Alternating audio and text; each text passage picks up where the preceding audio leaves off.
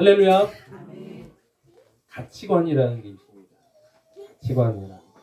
근데 그 가치관을 정립하기 위해서는 사람이 어떤 환경 속에서 자랐고 또한 무엇을 배웠으며 또 어떤 경험을 했느냐에 따라서 그 가치관이 성립이 되는데, 어떤 사람은 바른 가치관을 가진 사람도 있고 또 어떤 사람은 정말 왜 저런 가치관을 가지고 있을까라는, 우리가 이해하지 못하는 그런 사람도 있습니다. 물론 그러한 입장에서 그 사람이 살아온 입장을 자꾸 들어보면 저럴 수도 있을 것 같아라는 그런 공감은 할 수 있지만 그것을 동의하지는 못하는 겁니다. 흉악한 범죄를 지른 그런 연쇄 살인범 같은 그들이 어릴 때 학대를 받았다. 그렇게 해가지고 그런 것들이 쌓여서 결국엔 그런 일들이 일어났다. 이해는 할 수 있지만 공감하지 못한다는 겁니다. 왜? 그렇게 자랐어도 평범하게, 아니 열심히 더 잘 사는 사람도 있기 때문이죠. 어떤 이들이 둘이 만났어요. 이야기를 합니다. 뭐라고 말합니까? 있잖아, 내가 이 요플레를 하나 들고 이렇게 말합니다. 내가 부자가 되면 이 요플레를 뚜껑을 따서 뚜껑에 있는 것만 먹고 이걸 버릴 거야. 그랬더니 그 옆에 있는 친구가 너 미쳤냐? 그러는 거예요. 왜? 아무리 네가 부자가 돼도 그렇지 그 귀한 걸 왜 버려? 이해를 못하는 겁니다. 이 껍데기에 이것만 핥아먹고 버리겠다는 사람은 뭐예요? 그만큼 부요함을 누려보겠다라는 어떤 그런 말로 이야기했지만, 옆에 있는 친구는 뭐예요? 뭐에 관심이 있는 겁니까? 그 음식, 그 요플레, 이 거에 관심이 있는 거예요. 뭡니까? 둘이 똑같은 것을 보고 있으면서도 다르게 생각하고 다르게 판단한다라는 거예요. 우리 주님이 오셨을 때도 그렇게 판단하는 이가 있었습니다. 동방에서 예수님이 탄생하심을 예언하는 별을 보고 그 별을 쫓아서 그 메시아를 쫓아온 동방의 박사들이 있었고, 또한 그것을 똑같이 바라보면서 메시아가 나셨다는 이야기를 듣고 그 예수님을 죽이려고 했던 그러한 인물이 있었다라는 겁니다. 천사가 예수님의 탄생을 예언할 때 세상에는 그 탄생의 예고만을 하지 않았다라는 겁니다. 보니까 어떻습니까? 한 별이 갑자기 나타나서 그 별을 보고 연구하던 학자들이 그 별이 구세주가 태어날 별이구나라는 것을 알고 그 별을 쫓아서 왔다라는 거죠. 천사들이 마리아와 그리고 요셉을 열심히 설득하는 그 기간 동안에 별을 보고 쫓아오는 학자들이 있었다라는 겁니다. 별이 나타날 때 그 별이 나타나는 그 먼 거리부터 거기까지 여행을 왔을 것 같아요. 단순하게 며칠 만에 오지 않았습니다. 지금처럼 비행기 타고 금방 몇 시간 만에 날아가는 그런 거리가 아니었다는 거죠. 학자들이 말하기를 동방에 있는 그 박사들, 동방에 있는 별을 보고 온 그 박사들, 이 동방 박사들은 적어도 이스라엘로부터 몇천 킬로 떨어져 있는 페르시아 쪽이나 아니면 인도 근처에 있는 그 쪽에 있는 학자들이었을 것이다라고 추측을 합니다. 그러니까 거기서 말하는 동방이라는 지역이 그런 지역인 겁니다. 굉장히 먼 거리인 거예요. 거기서부터 왔다면 오랜 시간이 걸렸을 것이라는 겁니다. 마치 마리아에게 수태고지를 한 천사가 가브리엘이 이제 이야기하는 그때부터 아마 별이 나타났을 것이고, 그 별을 연구하는 학자들이 그때부터 출발했을 겁니다. 그 별을 연구하는 학자들이 같은 동네에 사는 학자들이 아니었습니다. 오다가 만난 거예요. 그리고 온 겁니다. 그 별의 움직임을 보고 오다가 별을 놓친 거죠. 그리고 어디로 갑니까? 예루살렘으로 오게 됩니다. 왜? 당연히 왕은 왕궁에서 태어나니까. 그래서 왕궁으로 올라갑니다. 그리고 누구를 찾아갑니까? 헤롯을 찾아갑니다. 헤롯이요, 동방에서 먼 곳에서 박사들이 왔다고 하니까 귀중하게 대접을 하죠. 그런데 그 박사들이 하는 이야기를 듣고 깜짝 놀랍니다. 아마 헤롯은 박사들을 맞이하면서도 이미 그 소문을 들었을 겁니다. 본문에는 이렇게 말합니다. 온 예루살렘이 소동했다. 그 말은 뭡니까? 박사들이 그냥 처음부터 왕궁에 쳐들어오지 않았을 거다. 사람들한테 묻고 하면서 막 오다 보니까 그 소문이 누구의 귀에까지요? 헤롯의 귀에까지 들리게 된 것이고, 그래서 왕이 박사들을 초청한 겁니다. 그런데 그 이후의 사건이 어떻습니까? 동방의 박사들은 예수님의 탄생을 축하하러 다시 예수님한테 가지만 자신의 권좌를 위협을 느낀 이 헤롯 왕이 예수님을 죽이기 위해서 베들레헴 주변의 이 아이들을, 2살 아래의 아이들을 모두 죽이라는 명령을 내리지 않습니다. 헤롯 왕이 그렇게까지 했을까? 라고 이야기할 수 있습니다.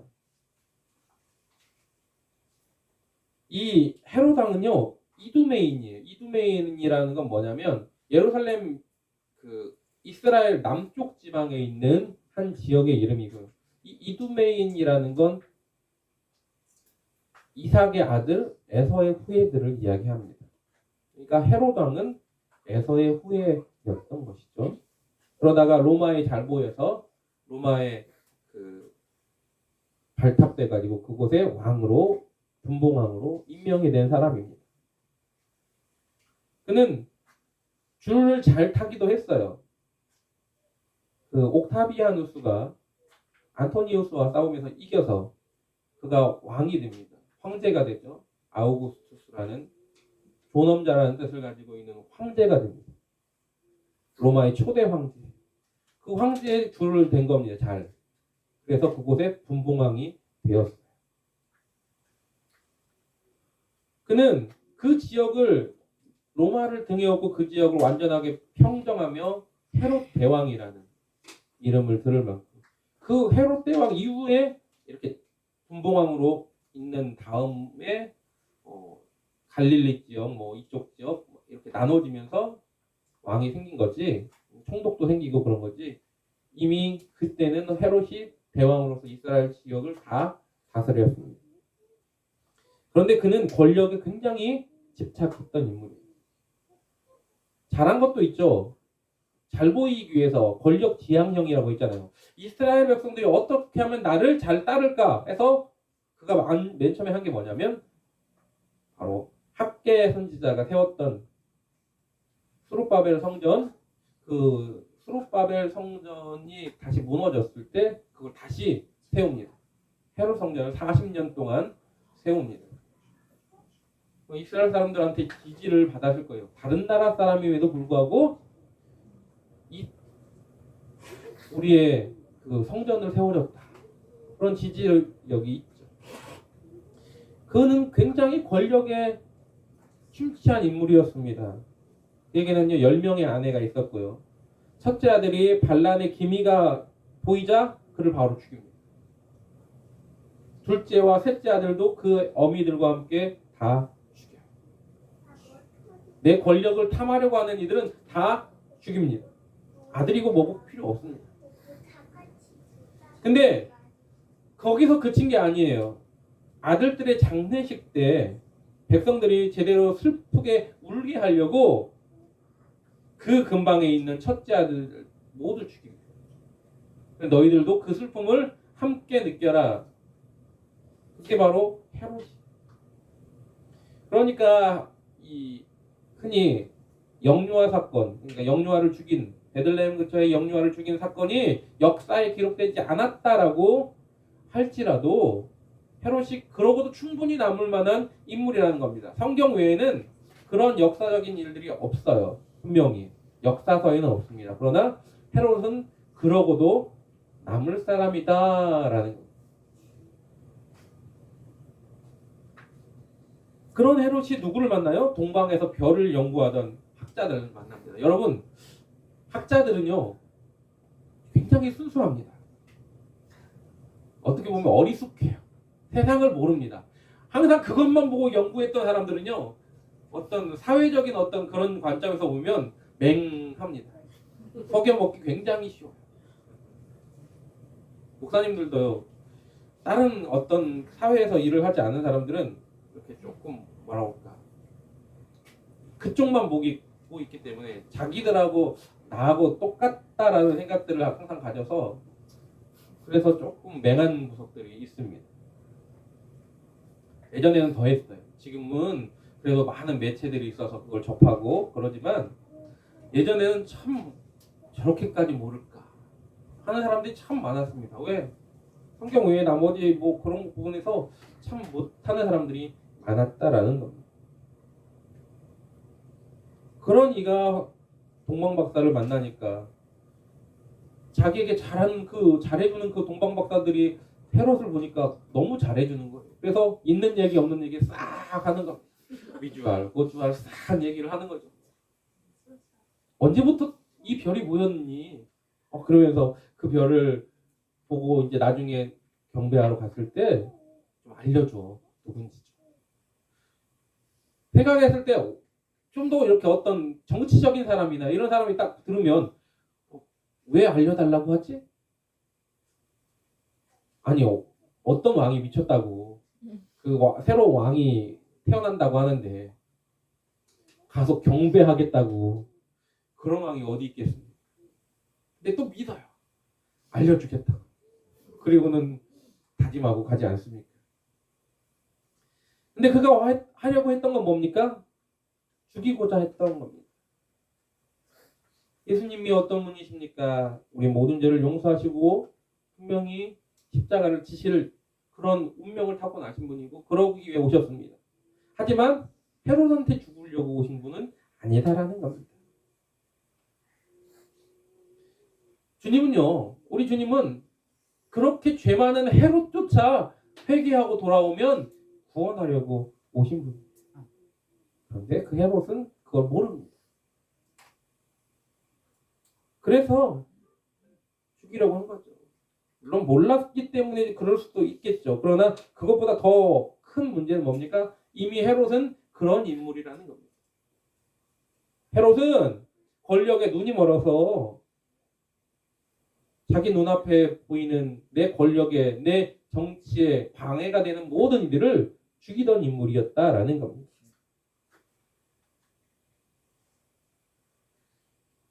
그러한 인물 헤롯 그리고 또한 아무 상관이 없는데 나랑은 아무 상관이 없는데 유대인도 아니고 그냥 별을 연구하다가 그 큰 별을 보고 무작정 쫓아옵니다. 그리고 그 왕의 탄생의 모습을 보고 그에게 경배하기 위해서 황금과 유향과 모략이라는 귀중한 예물을 드리기 위해 왔던 동방박사. 너무나 극과 극의 대비가 되지 않습니까? 똑같은 하나의 사건을 가지고 바라보는 시선, 관점이 다른 겁니다. 지금 현재 사는 우리들의 세상도 마찬가지입니다. 어떤 이들은요, 모든 사물을, 모든 것을 불평과 원망과 그리고 나에게 왜 이런 일이 생겼다 있는지에 대해서 남 탓을 하면서 비관적으로 살아가는 이들이 있습니다. 그러면 또 어떤 이들은 나와는 상관없지만 그러나 그 누군가를 돕고 또한 긍정적으로 살려고 하고 또 남을 베풀고 헌신하고 살려고 하는 이들이 있습니다. 우리는 어떠한 사람이 되어야 될까? 믿음의 사람이라고 우리는 날마다 이야기합니다. 나는 믿는 사람이야. 나는 예수 그리스도를 나의 구주로 영접한 사람이야. 그런데 내 생각이 헤롯과 같다면 얼마나 불행한 사람입니다. 우리는요, 동방박사 같은 사람이 되어야 됩니다. 믿음의 사람은 그리스도의 사랑을 우리가 받았잖아요. 받았으면 어떻게 해야 돼요? 나눠야 되는 겁니다. 우리가 주님 앞에 받은 것이 얼마나 큽니까? 너희가 서로 사랑하면 비로소 너희가 내 제자가 된 줄 사람들이 너희가 비로소 내 제자가 된 줄 알리라라고 성경은 기록하고 있습니다. 그 사랑은 실천하는 거예요. 그래서 야고보서에 뭐라고 말합니까? 영혼 없는 몸이 죽은 것처럼 행함이 없는 믿음은 죽은 것이라고 말하는 겁니다. 네 믿음을 내게 보여라. 나는 행함으로 내 믿음을 내게 보이겠다라고 말합니다. 왜요? 그것이 믿는 사람들이 가져야 될 모습이라는 겁니다. 당연히 행함은 따라오게 되어 있습니다. 믿음을 가진다면, 그리스도를 믿는 자라면 그 모습이 자연스럽게 우리 몸에서 흘러나와야 됩니다. 물론 그렇다고 해가지고 그들이 동방박사들이 아무 잘못을 안 했느냐? 동방박사도 잘못을 했습니다. 무슨 잘못이요? 입이 좀 싸요.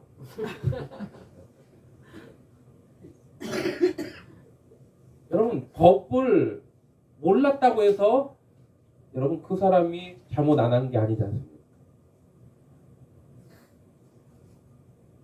어떤 아저씨가 차를 몰고 막 가다가 경찰이 막 불렀어요. 왜 부르냐고. 난 아무 잘못도 안 했다고. 이런 법규를 위반하셨습니다. 난 몰랐는데요? 그런다고 해가지고 해결이 되나요? 아니라는 겁니다. 몰랐어도 법규를 어기게 되면 거기에 대한 대가를 치르게 되어 있습니다. 딱지가 날아. 벌점이 매겨져. 어떤 죄는 더 큰 일들이 벌어질 수도 있습니다. 몰랐다고 해서 모든 게 끝나는 것이 아니다라는 겁니다. 동방박사가 헤롯이 그렇게 나쁜 사람인지 몰라서, 그러나 그것도 몰랐어도 잘못이 될 수 있다라는 겁니다.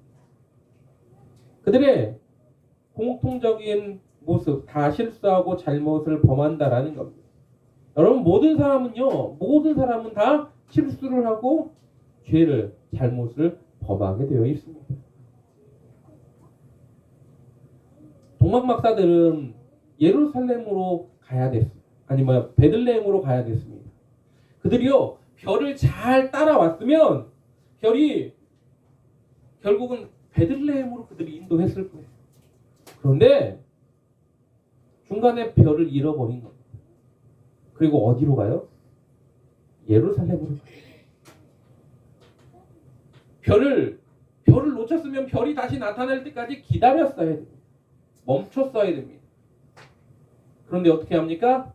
자기들의 판단과 자기들의 생각과 자기들의 어떤 지금까지의 경험을 가지고 어디로 갑니까? 왕은 예루살렘에서 태어났습니다. 그리고 예루살렘으로 가는 겁니다. 그것 때문에 어떤 사건이 벌어집니까? 영유아가 2살 아래의 아이들이 모두 죽는 사건이 일어나는 겁니다. 그들의 말 한마디, 그들의 잘못된 판단, 그것으로 말미암아 큰 살해 현장이 나타나는 거죠. 비극의 현장이 나타나는 겁니다. 나비 효과라는 게 있습니다. 저기 남미 쪽에서 나비가 날개짓을 하면, 그러면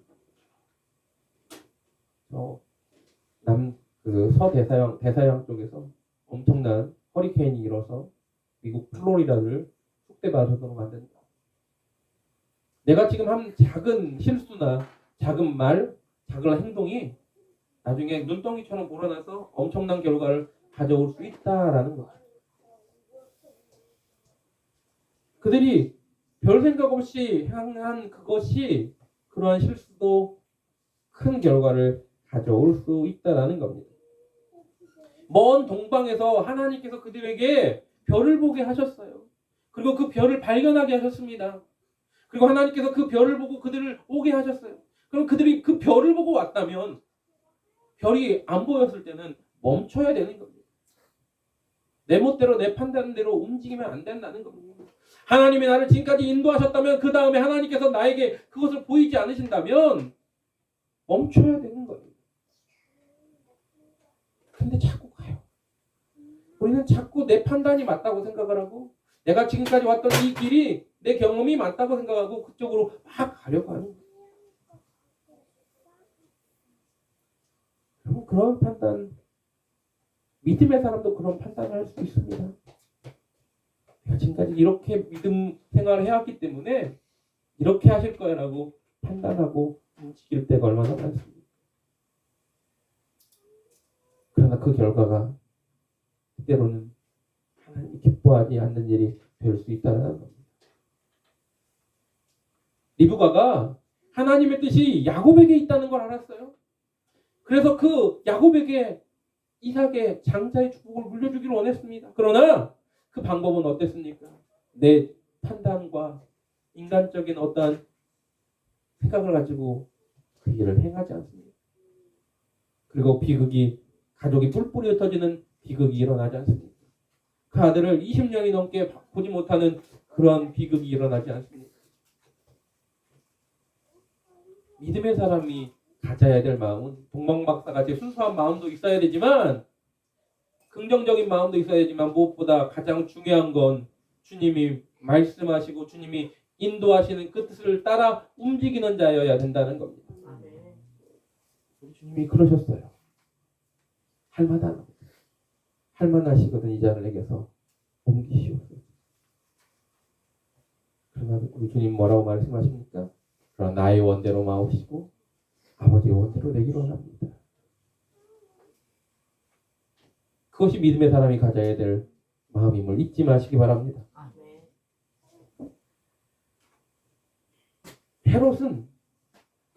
헤롯의 입장에서는 그럴 수밖에 없을 수도 있습니다. 왜? 그는 왕이잖아요. 누군가 새로운 왕이 나타났다는데 내가 그 왕이 나타나면 내 왕의 자리가 위협을 당하는데 나는 왕이 있는 위치에서 누군가에게 뺏기고 싶은 마음이 없는데 당연히 그걸 유지하기 위해서 그러한 행동을 했을 거예요. 그게 세상의 권력입니다. 세상의 모습이에요. 세상의 권력자들이 자기의 권력을 유지하기 위해 어떤 희생을 치르려고 하는지 아시지 않습니까? 천만 영화가 가까워 오는 서울의 봄이라는 영화가 있습니다.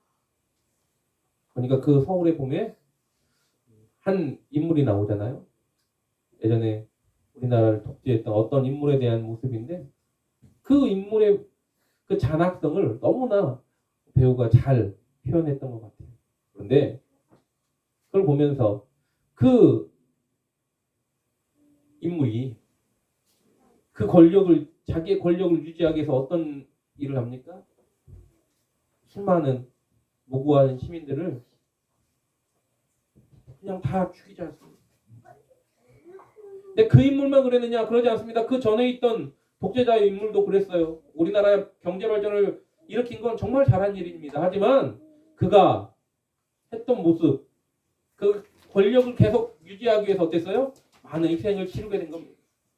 나 아니면 안 된다는 그 생각에 얼마나 큰 희생을 많이 치르게 했습니까? 79년도에요. 만약에 그 저격 사건이 일어나지 않았다면 여러분 저쪽 부산 그쪽에 있는 사람들 어마어마하게 죽었을 겁니다. 이미 그런 결정을 내렸었어요. 거기에 공수부대 투입하고 군인 투입해서 말하는 이들을 싹 한번 쓸어버리자.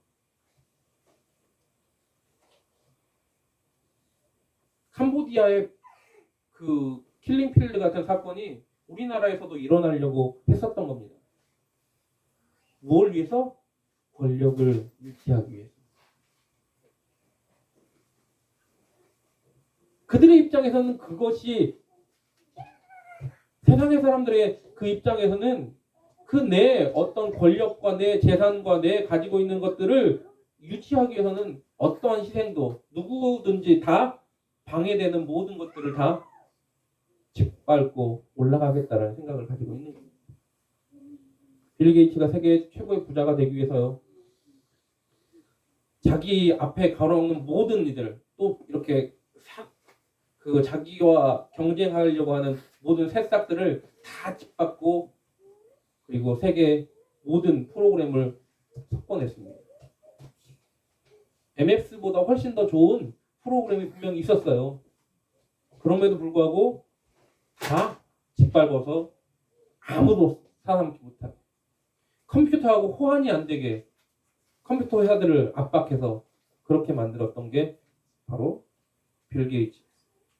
그게 세상의 어떠한 권력자들과 세상에 힘 있는 자의 모습입니다. 내 걸 유지하기 위해. 우리가 잘 알고 있는 11조의 어떤 대표적인 인물 록펠러는 안 그런 줄 아십니까? 록펠러는요, 안 되면 싹 죽이고, 안 되면 흡수하고, 미국의 정유시장의 90%, 93%를 차지했던 사람이에요. 얼마나 욕을 많이 먹었는지 모릅니다. 제가 왜 이런 얘기를 합니까? 그게 바로 세상의 가치관이라는 거예요. 믿음의 사람이 가지고 있는 가치관은 그것이 아니어야 된다는 걸 말씀드리는 겁니다. 실수할 수 있어요. 그러나 여러분 실수할 때 우리는 어떻게 나가야 되냐라는 겁니다. 믿음의 사람은 실수할 수 있지만 결정적으로 헤롯과 동방박사의 차이가 있었습니다. 그것은 바로 가이드가 있느냐 없느냐라는 겁니다. 여러분 우리는요 믿음의 사람은 잘못된 것을 교정해 줄 수 있는 가이드가 계십니다. 말씀과 성령께서 우리를 인도해 주시고 우리가 잘못된 길로 가고 있거나 우리가 어리석은 판단을 할 때 믿음의 사람은 말씀을 읽으면서 내가 이 길을 잘못 가고 있구나. 성령께서 내 마음 가운데 탄식하시면 너 지금 잘못 가고 있어. 우리에게 기도하게 하심으로 올라가는 길로 갈 수 있게 해주신다는 겁니다. 동방박사들에게는 누가 있었어요? 별이 있었어요. 별이 예수님이 있는 곳까지 온전하게 베들레헴까지 인도했다는 겁니다. 그들이 헤롯을 만나고 나왔을 때 별들을 다시 발견하고 그 별을 따라갔더니 베들레헴으로 인도했다라는 겁니다. 예수님이 계셨던 그곳으로 인도했다라는 겁니다. 동방 박사들에게는 가이드가 있었어요. 그러나 헤롯에게는 가이드가 없었습니다. 헤롯에게는요 훌륭한 가이드가 될 만한 사람도 분명히 있었습니다. 여러분 율법학자들이 대제사장이 금방 말하지 않습니까? 동방박사들이 와가지고 물어봅니다. 그들이 이렇게 말합니다. 왕으로 나신 이가 어디 있느냐? 그러니까 바로 헤롯이 대제사장과 서기관들을 불러서 물어봅니다. 그런 예언이 있냐라고 물어보죠. 그러자 바로 대답하지 않습니까? 유다당 베들레헴아 네가 작을지라도 너에게 한 왕이 나서 이렇게 말하면서 베들레헴입니다. 바로 얘기했죠. 헤롯에게도요 그러한 가이드의 역할을 할 만한 사람이 분명하게 있었습니다. 그런데 헤롯은 뭐예요? 안 들었어요. 결정적인 건 그걸 귀를 막고 안 들었다는 거예요. 여러분 우리가 믿음의 사람으로서 항상 지켜야 될 우리의 잘못과 실수를 할 수 있지만 그러나 믿음의 사람이 지켜야 될 모습은 우리들에게 말씀하시는 주의 음성에 귀를 기울여야 된다는 겁니다. 오늘 성탄의 이날 주님이 우리에게 말씀하실 때 이 땅에 나와 함께 하겠다고 임마누엘 하겠다고 오신 그분을 모신 그곳이 하나님의 나라 아닙니까? 그분이 우리와 동행하고 함께 걸어가기를 원하시는 그곳이 하나님의 나라 아닙니까? 세상에 많은 부귀 영화가 우리 앞에 있을지라도 그것이 하나님의 나라가 아니라면 하나님이 기뻐하는 일이 아니라면 그것과 단절할 수 있는 그리고 주님이 우리를 인도하시는 그 길로 걸어가는 저와 여러분들에게 주님의 이름으로 부탁을 드립니다. 헤롯과 동방박사는 달랐습니다. 우리는 믿음의 사람이라면 믿지 않는 이들과 세상의 어떤 권력과 세상의 주관으로 가져가는 사람들과는 달라야 됩니다. 우리 주님 오심을 다시 한번 기억하면서 주님 오신 이유가 무엇인가, 주님 왜 우리 가운데 임하셨는가를 잊지 않는 저와 여러분 되기를 주님의 이름으로 부탁을 드립니다. 아멘. 헤롯이 탐욕과 집착에 얽매여서 바른 것을 바라보지 못하는 실수를 범했을 때 우리는 오히려 그 실수와 집착, 탐욕과 집착이 아닌 욕심은요, 욕심이 잉태하여 죄를 낳고 죄가 장성하여 사명을 낳는 것처럼 그 탐욕은 우리를 망하게 하는 겁니다. 집착은 우리를 망하게 하는 겁니다. 하지만 우리는 그것이 아니라 좀 부족해도 없어도 감사의 마음이 날마다 넘쳐남으로 그 탐욕과 집착을 이겨내시길, 그리고 주님이 기뻐하는 그 길로 온전하게 걸어가시길 주님의 이름으로 간절하게 부탁을 드립니다. 아멘. 세상에 지치고 상한 우리에게 주님 오늘도 우리를 인도해 달라고 함께 찬양하기로 합니다. 아멘. 찬양합니다.